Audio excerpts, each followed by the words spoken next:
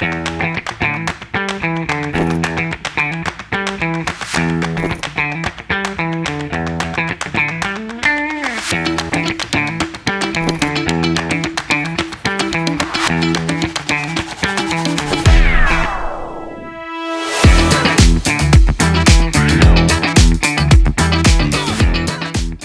दर्शकों, आज का हमारा एपिसोड काफी खास होने वाला है क्योंकि आज हमारे साथ राइट टेरेमेडी में मौजूद है डॉक्टर करमवीर सिंह सबरवाल जी, जो कि है सीनियर कंसल्टेंट इन न्यूरोलॉजी और नॉर्थ इंडिया के सबसे बेहतरीन रोबोटिक सर्जन्स में से एक, और सुहाना हॉस्पिटल मोहाली में वर्तमान में अपनी सेवाएं दे रहे हैं और रोज पेशेंट्स को ट्रीट करते हैं। सर, आपका बहुत बहुत स्वागत है हमारे इस खास प्रोग्राम में। Thank you for having me. और आपका बहुत बहुत धन्यवाद, आपने हमारे इस प्रोग्राम के लिए समय निकाला, हमारे दर्शकों के लिए समय निकाला और आपने इस ड्राइव में हमें अपने साथ जगह दी। तो जैसा हमारे इस शो का फॉर्मेट है सर, आपका ज्यादा समय ना लेते हुए मैं सीधे अपने सवाल पर आना चाहूंगा। आज हम डॉक्टर करमवीर को as a surgeon, as a urologist तो जानते हैं। आप मंडे से लेकर सैटरडे तक पूरे वीक में सुबह 9 से 6 बजे तक रोज पेशेंट्स को ट्रीट करते हैं और कई बार तो आप ओवर टाइम्स भी कर रहे होते हैं अपने मरीजों के लिए। एक डॉक्टर के तौर पर हम आपको जानते हैं, पर आज हमारा इंटरेस्ट होगा डॉक्टर करमवीर सिंह सबरवाल जी को जानने का हॉस्पिटल के बाहर की दुनिया में। तो सबसे पहला सवाल मेरा यही रहेगा कि आपका एक रेगुलर मॉर्निंग रूटीन या डेली रूटीन कैसा दिखता है हॉस्पिटल के बाहर? देखिए, रूटीन्स वेरी। मोस्ट इम्पोर्टेंटली तो ये डिपेंड करता है कि पिछले दिन कितने बजे घर आए। In general I wake up at around 6:37। ठीक है, उसके बाद हम अपनी दिनचर्या शुरू करते हैं। Obviously I start my day with a cup of T and उसके बाद तैयार वगैरह होने के बाद हम पूजा करते हैं। अगर पॉसिबल हुआ तो एक छोटी सी वॉक, नाश्ता करते हैं and then I drive to the hospital. उसके बीच में अगर हमें कोई कुछ पढ़ना हो, कोई ऐसा केस करना हो जिसमें मुझे लगता है कि मुझे कुछ और रिसर्च की जरूरत है, तो उसमें कुछ वीडियोस देखने होते हैं, कुछ कॉलीग से बात करनी होती है, because not every case is the same. कई बार हमें कुछ केसेस के लिए एक्स्ट्रा रिसर्च करनी पड़ती है, कुछ मेहनत करनी पड़ती है। कुछ केसेस बहुत पेचीदा होते हैं, तो उनके लिए हमें कुछ एक्स्ट्रा चीजें करनी होती है जो हम on the day of surgery, on the mornings usually I try कि हम कुछ पढ़ के आए, अपने आप को अपडेट करें ताकि अपनी सेवाएं हम अपने पेशेंट्स को कुछ बेहतर दे पाए। सर, जैसा कि आपने बताया कि ये काफी मोटिवेशनल बात है कि इतने सालों के एक्सपीरियंस के बाद भी आप कॉन्स्टेंटली स्ट्राइव करते हैं, हर दिन अपनी रिसर्चेस करते हैं ताकि आप और बेटर कर पाएं और अपने पेशेंट्स को और बेहतर सेवाएं दे पाएं। हमने आपके कई सारे वीडियोस देखे डॉक्टर साहब, उसमें रेज्यूम वाटर वेपर थेरेपी के बारे में बात की गई है और आज अब क्योंकि हमें ये मौका मिला है तो हमारे दर्शकों को कई बार इसके बारे में पता नहीं होता है और वो इस प्रॉब्लम से जूझ रहे होते हैं, प्रोस्टेट एनलार्जमेंट की, पर उन्हें ये नहीं पता होता कि ऐसा भी कोई एक इलाज है जो पॉसिबल है। तो एक आम इंसान के लिए जो बिल्कुल लेमैन्स लैंग्वेज में आप इस थेरेपी, इस प्रोसीजर को कैसे डिफाइन करेंगे और इसके बेनिफिट्स के बारे में अगर आपको बताना बिल्कुल लेमैन्स टर्म में? देखिए, प्रोस्टेट जैसे आपने कहा, प्रोस्टेट यानी गदूद हिंदी में जो हम कहते हैं जी, वो एक बहुत ही नॉर्मल ऑर्गन है जो मेल्स में होता है, पुरुषों में होता है। वो उम्र के साथ जैसे हमारे बाल सफेद होते हैं, जैसे हमारी मुंह पे झुर्रियां पड़ती हैं, प्रोस्टेट भी एनलार्ज करता है। जब वो ऐसा करता है तो कुछ पेशाब में रुकावटें आती हैं, कुछ दिक्कतें होती हैं। ज्यादा विस्तार में ना जाते हुए, जिन लोगों को सर्जरी की जरूरत होती है, बहुत तरह की सर्जरी अवेलेबल है, जिसमें हम मोनोपोलर TURP जो स्टैंडर्ड करते थे, लेजर सर्जरी करते थे। उसके बाद अब वाटर वेपर थेरेपी आई है और एक रोबोटिक सर्जरी है। ठीक है, तो one size does not fit all. हर इंसान के लिए, हर प्रोस्टेट साइज के लिए, हर सिचुएशन के लिए कोई एक सर्जरी सही नहीं है। डिपेंडिंग ऑन क्या सिचुएशन है, उसके हिसाब से हम पेशेंट को एडवाइस करते हैं कि कौन सी तकनीक उस प्रोसीजर के लिए बेटर रहेगी। वाटर वेपर थेरेपी एक रेवोल्यूशनरी आइडिया है। वो ऑलमोस्ट 1.5 साल पहले इंडिया में आया है। US में ये 5 साल से प्रचलित है। अच्छा। इसमें हम प्रोस्टेट में अलग अलग जगह पर एक छोटी सी गन के थ्रू, एक नीडल के द्वारा भाप यानी स्टीम डाल देते हैं। अलग अलग पॉइंट्स होते हैं, हम we will not get into technicalities. वहां पर जाकर जब हम उस स्टीम को डाल देते हैं, ओवर अ पीरियड ऑफ से अराउंड 6 to 8 वीक्स वो प्रोस्टेट सड़ के घट जाता है साइज में। अच्छा। कोएगुलेटिव नेक्रोसिस मेडिकली उसे बोलते हैं। और उसके द्वारा फिर आदमी अगर एक बार प्रोस्टेट श्रिंक कर जाता है, कुछ देर के लिए कुछ एक नलकी लगानी पड़ती है पेशाब के रास्ते में, and then the results are fantastic. फायदा इसका ये है कि ये लिटरली 10 मिनट में हो जाता है। It's a 10 minute procedure, minimal sedation या कई बार लोकल एनेस्थीसिया में भी ये उन लोगों के लिए बहुत ज्यादा प्रचलित है जिनको बेहोशी देने में हमें दिक्कत आती है, कोई हार्ट के मरीज हैं, कोई ब्लड थिनर्स पे हैं, बहुत ज्यादा डायबिटीज है, बहुत ओबीज हैं, उन सब में इसका बहुत ज्यादा फायदा है क्योंकि ये मिनिमली इन्वेजिव टेक्निक्स में आता है। It's not a proper surgical procedure as such, surgery बड़ी वाली नहीं है, बट सर्जिकल प्रोसीजर होते हुए भी मिनिमली इन्वेजिव सर्जरी है। इसकी गन बहुत छोटी होती है। ट्रेडिशनल प्रोसीजर्स में हम 26 फ्रेंच का स्कोप यूज करते हैं, इसमें 16 फ्रेंच का स्कोप यूज करते हैं, तो आदमी को दिक्कत भी बहुत कम होती है। मेडिकली स्ट्रक्चर यानी नाड़ी का सिकुड़ जाना, ये सब चीजें भी कम हो जाती हैं। सो डेफिनेटली इसके रिजल्ट्स जो अभी तक हमने यूज किए हैं, they are phenomenal. Sexual function preserve होता है। प्रोस्टेट सर्जरी के बाद बहुत कॉमन होता है कि जो सीमेन होता है, शुक्राणु होते हैं, वो नहीं आते हैं बाहर, वो ब्लैडर नेक के थ्रू पेशाब के रास्ते में चले जाते हैं। इस सब में सेक्सुअल फंक्शन भी प्रिजर्व रहता है।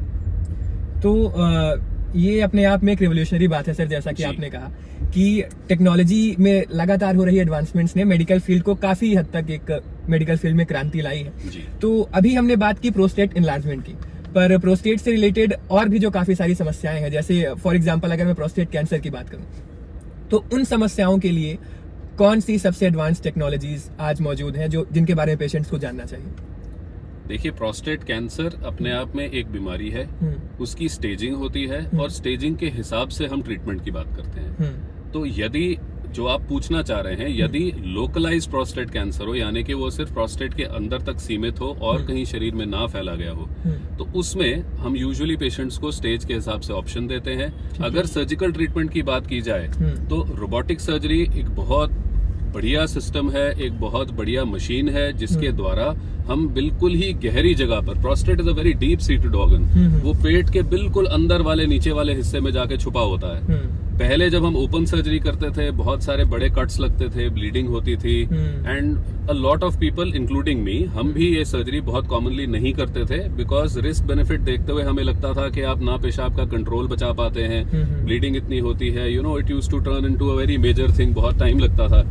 रोबोटिक सर्जरी में छोटे छोटे की होल्स के थ्रू गैस फुला के हम बहुत मिनिमल इंसिजन्स के साथ डीपली जाके उस प्रोस्टेट को सफाई से निकाल सकते हैं, नर्व्स प्रिजर्व कर सकते हैं, इरेक्शन प्रिजर्व कर सकते हैं, यूरिन का कॉन्टिनेंस, पेशाब का खुद से लीक हो जाना बहुत कम होता है सर्जरी के बाद। ऑब्वियसली एक टाइम पीरियड होता है जो आपको रिकवरी के लिए चाहिए, बट उसके बाद 3 से 6 महीने में maximum people are continent and the recovery is so fast. हमारे लोग तीसरे दिन मैक्सिमम चौथे दिन घर चले जाते हैं, उनको लगता है कि उनकी सर्जरी हुई ही नहीं है।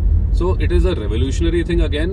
Robotics has come in a big way in India. It is commonplace now. ऐसा नहीं है कि अभी आई है, it was always there.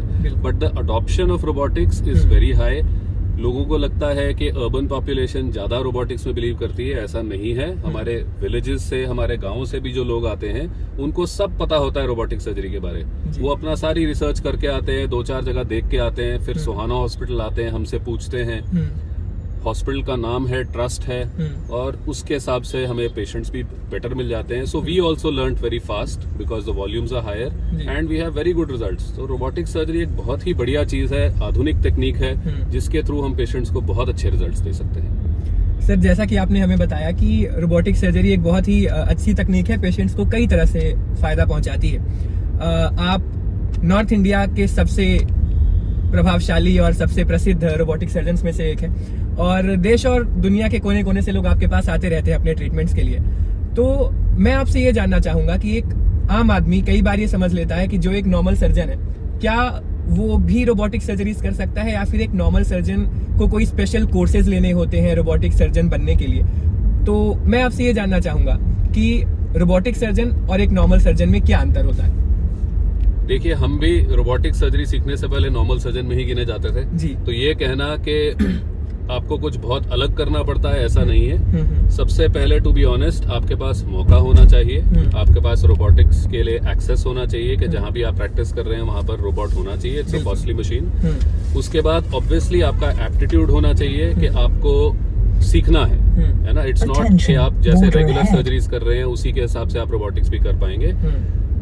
कुछ सर्जिकल कोर्सेज होते हैं जो आपको करने होते हैं, एक ट्रेनिंग पीरियड होता है, सिमुलेटर्स होते हैं, एक छोटा सा एग्जाम सा होता है, वो देना होता है, और उसके बाद आप रोबोटिक सर्जरी में क्वालिफाई हो सकते हैं। पैरामाउंट चीज जो हम आपको बताना चाहेंगे, पेशेंट सेफ्टी कभी भी कॉम्प्रोमाइज नहीं होती है ना। हमें सबसे जरूरी ये है कि ऐसा नहीं होने चाहिए कि जब तक आप अपने आप को उस टूल के साथ, उस मशीन के साथ फेमिलराइज कर रहे हो कि हम कैसे हमें हाथ घुमाने हैं।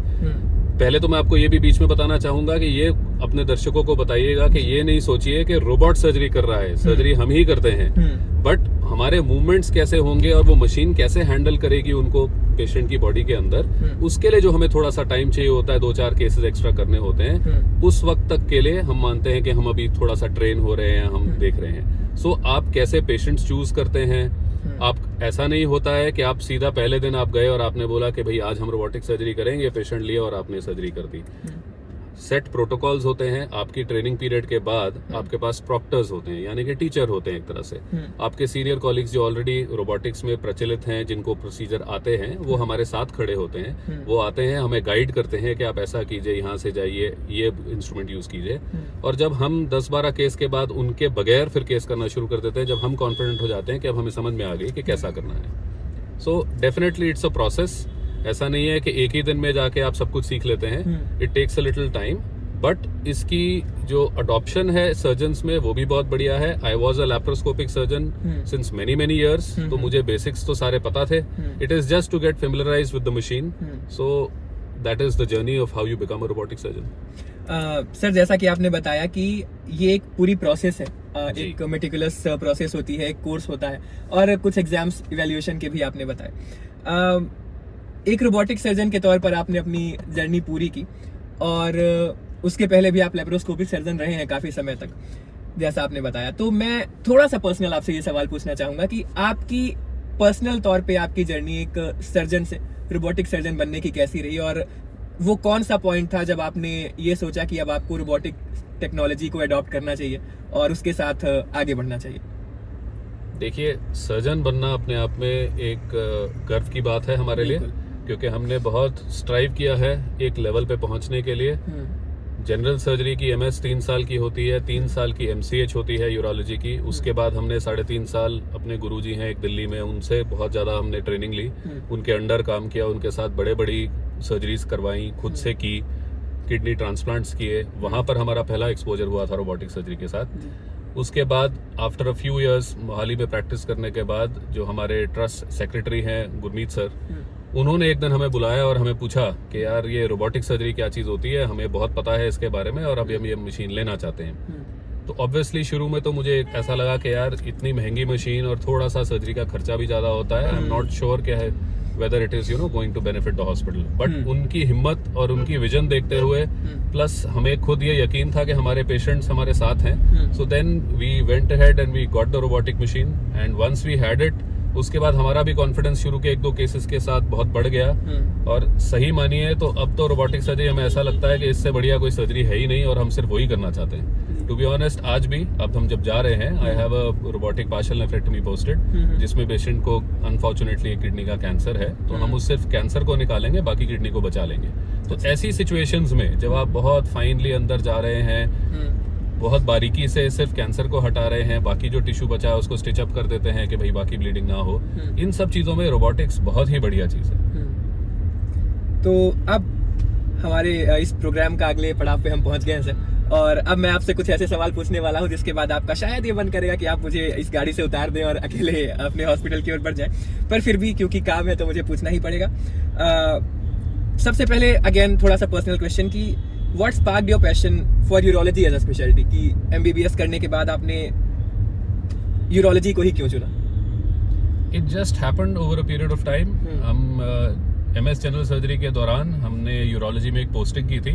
हमारे जो वहाँ पर सीनियर सर्जन थे, उनसे मैं काफ़ी प्रभावित हुआ, और उसके बाद during the period of my exams हम शुरू में सोच रहे थे कि हम कार्डियक सर्जन बन जाएं, बट जब हमने सोचा और पता किया कि भाई उसमें तो बहुत साल लगते हैं। यूरोलॉजी में एक बहुत अच्छी चीज ये है कि most of the procedures, I am almost 90% except for the very big surgeries, अकेला सर्जन अपने आप से कर सकता है। सो उससे हमें बहुत ज्यादा प्रेरणा मिली कि आपको कोई बहुत बड़ा सेटअप या बहुत कुछ नहीं चाहिए, रिजल्ट्स आर वेरी गुड, आप पेशेंट्स की सेवा बहुत अच्छे से कर सकते हो, and it's a one man show. तो उसके हिसाब से हमें लगा कि यार ये स्पेशलिटी बहुत बढ़िया है।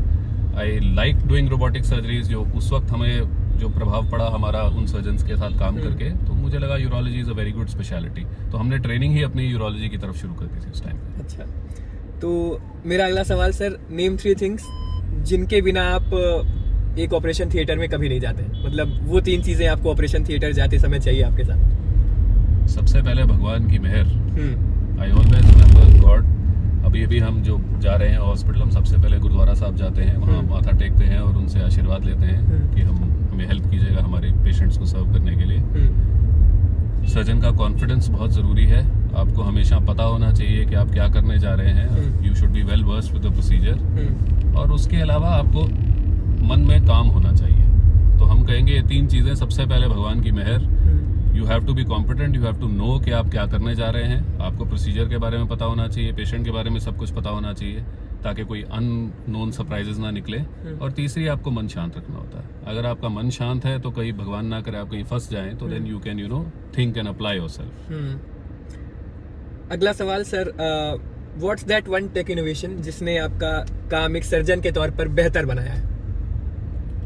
ऑप्टिक्स नंबर 1 आई गेस, क्योंकि जो हमारी विजन है, जो आप देख सकते हो, उसके थ्रू आप बहुत कुछ कर सकते हो। इसकी एप्लीकेशंस हमारी मिनिएचर लेज़र सर्जरी से लेकर हमारी laser is also a kind of an optical fibre, जिसके थ्रू आप एक फ्रीक्वेंसी पे वेव्स डाल सकते हैं। इसके अलावा रोबोटिक्स में भी 3D विजन होती है ना। हर एक चीज़ में जो ऑप्टिक्स है, मेरे हिसाब से दैट हैज़ जो मिनिएचराइजेशन, जो की होल सर्जरीज जो आप देख पाओगे, उसी के हिसाब से आप आगे कर पाओगे। बिल्कुल। तो मेरे हिसाब से optics has been the greatest revolution in medical speciality.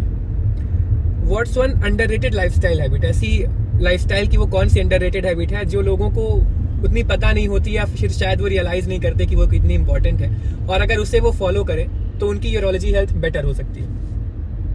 पानी पीना। लोगों को ये रियलाइज नहीं होता। फ्रैंकली कई बार हमें भी नहीं समझ में आता, अगर हम बहुत अपने काम में उलझ जाते हैं। अगर आप अपनी हाइड्रेशन पूरी ना रखें तो आपकी किडनीज को वो नरिशमेंट उनके लिए जो है वो नहीं मिल पाता।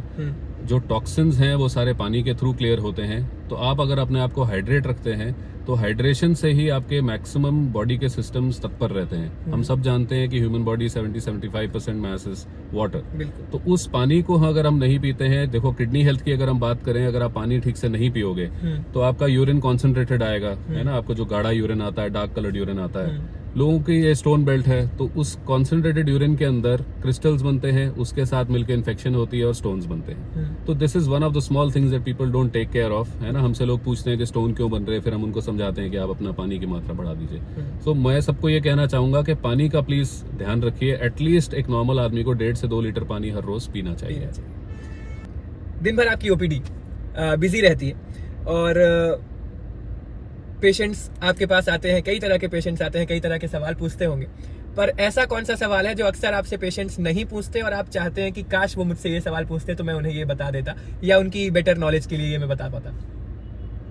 फ्रैंकली आजकल तो पेशेंट सब कुछ ही पूछ लेते हैं। ऐसा कुछ नहीं बचता जो पेशेंट्स ना पूछें जी। बट यस, अगर पेशेंट्स को थोड़ा सा आपने, जैसे आपने पूछा, एक तो पानी is one of the lifestyle changes. अगर लोग हमसे ये पूछें कि डॉक्टर साहब हमारा वेट कैसा है, हमें कैसी एक्सरसाइज करनी चाहिए, क्योंकि हम देखते हैं कि हम सब अपनी दिनचर्या में, अपना बेसिक लाइफस्टाइल में, अपनी जॉब्स में इतने बिजी हो जाते हैं कि हम अपना ध्यान नहीं रख पाते। हमें लगता है कि अभी हम यंग हैं, हम 30s में, अब एक्सरसाइज कर लेंगे ऐसा होगा। लोगों का पेट निकल आता है, लोग अनफिट होते हैं। कोई किसी को बोलिए आप सड़क पे कि हमें 1 किलोमीटर लगातार भाग के दिखाइए, तो हो सकता है कि मैक्सिमम लोग ना भाग पाए। तो एक्सरसाइज इज वन थिंग जिसके लिए इंडिया में अब थोड़ी सी अवेयरनेस आ रही है, but it is not a part of our lifestyle. जैसे हम बोलें कि जैसे हम सुबह उठते हैं, सबको पता है नहाना है, धोना है, खाना है और आपने जाना है काम पे। तो exercise should be an integral part. तो लोगों को एक्सरसाइज के बारे में बात करनी चाहिए कि डॉक्टर साहब हम क्या एक्सरसाइज करें, हमें फिटनेस के लिए क्या करना चाहिए, ये कोई नहीं पूछता है। लोग अपनी डिजीजेस के बारे में बात करते हैं और उसको कैसे ठीक करना है वो बात करते हैं। बट प्लीज अंडरस्टैंड कि अ fit body is very very important. हम रहेंगे तो हम अपने आगे के बाकी सारे काम कर पाएंगे, अपने घर वालों के लिए, अपने लव्ड वंस के लिए कुछ कर पाएंगे। So being fit is very very important. तो उसके लिए exercise should be a part of your daily routine. Sir, हमने कई बार सुना है कि कई जो सर्जन्स होते हैं, कई बार जब स्ट्रेसफुल माहौल हो जाता है ओटी में, तो कोई वो गाना बजा लेते हैं अपने रिलैक्सेशन के लिए ताकि वो बेटर परफॉर्म कर पाए सर्जरीज को। तो क्या आप ओटी में सॉन्ग्स प्ले करना पसंद करते हैं? सच बताएं तो हम ओटी में सॉन्ग्स प्ले करना नहीं पसंद करते हैं। हम कभी कभी अगर अपने आप को डी स्ट्रेस करना चाहें तो हम कुछ गुनगुना लेते हैं, कभी कोई सीटी बजा लेते हैं, ये सोच के कि भाई हम भी थोड़ा सा डी स्ट्रेस हो जाएं। And it's very different for a lot of surgeons. बहुत सारे लोग गाने बजाते हैं बट हम टू बी ऑनेस्ट नहीं बजाते हैं. तो वो एक कौन सा गाना है जो आप एक स्ट्रेसफुल माहौल में अगर गुनगुनाए तो आपको थोड़ा सा रिलीव कर देता है? It varies from situation to situation. ऐसा कोई पर्टिकुलर गाना नहीं है जो हमारे मन में आए हम वो गुनगुना लेते हैं. अगर आपको एक स्टार परफॉर्मर होने का मौका मिलता कॉन्सर्ट में, तो वो कौन से 3 गाने हैं जो आप गा रहे होते उस कॉन्सर्ट में, और आपके सामने हजारों की जनता आपको एज अ सर्जन नहीं एज अ परफॉर्मर देख रही है और जज कर रही है? एक शायद लुटेरा फिल्म का गाना है जिंदा, जी. वो हमें बहुत पसंद है. I love that song. Ed Sheeran का एक गाना है photograph, that is a very nice song. Okay. And Mark Knopfler करके एक सिंगर है डायर स्ट्रेट्स के, सेलिंग टू फिलाडेल्फिया करके उनका एक गाना है. तो ये कुछ गाने हैं अमंग्स मेनी अदर्स जो ऑफ द बैट अगर मैं बोलूं कि मुझे अच्छे लगते हैं तो I would probably like to play those. और लास्ट क्वेश्चन सर, हमने अपनी रिसर्च के दौरान हमें ये पता चला कि आपको गिटार बजाना भी बहुत पसंद है. तो अगर आपको गिटार चाहिए हो तो आप इलेक्ट्रिक गिटार प्रीफर करेंगे या अकॉस्टिक गिटार, और दोनों में अंतर क्या होता है? मतलब हमें तो इतना भी पता नहीं है कि इन दोनों में अंतर क्या है. तो what's the difference between electric guitar and acoustic guitar and which is your preferred one? To quote Shakespeare, music is the food of life. ठीक है, तो हमें म्यूजिक बहुत ज्यादा पसंद है. एंड गिटार हमने अपने कॉलेज डेज में बजाना शुरू किया था जितना टाइम मिल पाता था. फिर पिताजी ने एक बार डांट लगाई कि भाई तुम पढ़ाई पे ध्यान दो, तो हमने वो सब छोड़ दिया था. फिर over a period of time चलो थोड़ा बहुत हम गिटार सीख गए. Electric and acoustic guitars are different things. Electric guitar को आप एम्पलीफायर के थ्रू प्ले करते हैं, उसकी साउंड क्वालिटी डिफरेंट होती है, वो जोर से बज पाता है. Acoustic guitar is more of melody, that is what I would say, chord playing and strumming. हमें दोनों पसंद है. एंड अगर हमें गाना बजाना हो तो हम अकॉस्टिक भी बजाते हैं, इलेक्ट्रिक भी बजाते हैं. And I like to sing along, so जितनी भी हमारी थोड़ी बहुत आवाज़ है, सो डेफिनेटली बहुत रिलैक्सिंग होता है और हमें बहुत अच्छा लगता है. कुछ गाने हैं जो हम बजा पाते हैं. अब तो बहुत सारे एवेन्यूज आ गए हैं, आप इंटरनेट से बहुत कुछ सीख सकते हैं. पहले जब हम कॉलेजेस में होते थे, I am from Bombay, I did my MBBS, तो उस वक्त तो हम अलग अलग सड़कों पे जा के ढूंढते थे. कुछ किताबें आती थी जिनमें गाने के कॉर्ड्स वगैरह मिलते थे. फ्लोरा फाउंटेन करके वहाँ एक जगह है, तो वहाँ जाते थे हम ढूंढने के लिए कि वो किताबें के वो कॉर्ड्स वाली हमें कोई मिल जाए, और फिर हम वो वापस आके उनको रेप्लिकेट करने की कोशिश करते थे. But so definitely music is one very relaxing thing और हमें डिस्ट्रेस करती है. तो इसी के साथ हम अपने इस प्रोग्राम के अंतिम पड़ाव पर पहुंच गए हैं. आपका बहुत बहुत धन्यवाद sir. Thank you so much एक बार फिर से कि आपने अपना ये साइड हमारे दर्शकों को दिखाया, और आज डॉक्टर करमवीर सिंह सभरवाल को हम एज अ गिटारिस्ट भी जान गए. तो बहुत बहुत धन्यवाद सर. और आप thank you so much sir. ऐसे ही एनर्जेटिक बने रहें, हंसते मुस्कुराते रहें, और अपने पेशेंट्स के लिए हमेशा उम्मीद की किरण बने रहें. Thank you so much. Thank you.